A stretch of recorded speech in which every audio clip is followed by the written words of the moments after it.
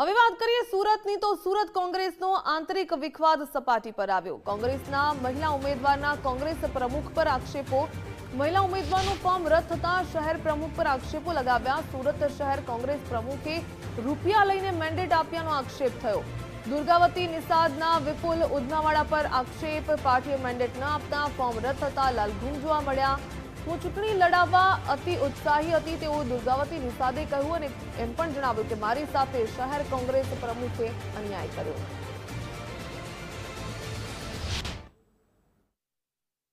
ચૂંટણી અધિકારી ઓફિસ પર પહોંચી ત્યારે મને કહેવામાં આવ્યું છે કે તમારું મેન્ડેટ જમા નથી થયું, તેના કારણે તમારું ફોર્મ રદ કરેલું છે। મેં કીધું એવું બને જ નહીં કે એટલે કે ના, પાછું ફરી મેં ચૂંટણી અધિકારીને રિક્વેસ્ટ કરી, સુરત શહેરના ચૂંટણી અધિકારીને રિક્વેસ્ટ કરી કે સર મને પ્લીઝ મને જોવા દો, તો એમને મને જોવા આપ્યું કે તમારું મેન્ડેટ જમા નથી થયું, એના કારણે રદ કરવામાં આવ્યું છે।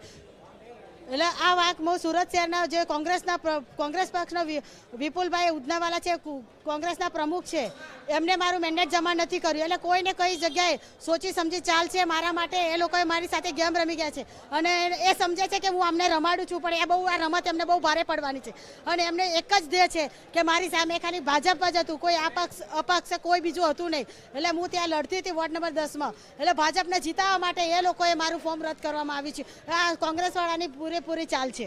હા, વિપુલ ઉધનાવાળા પૈસા ખાઈને બેસી ગયેલો છે મારા ભાગના, મારા મેન્ડેટ જમા નહીં કર્યું, એના પૈસા હવે લાખ એને 50 લાખ લીધા કે કરોડ લીધા છે એ મને લીધા છે જ, એને 100% પૈસા લીધા છે, હું સાથે ઠોકીને કહું છું।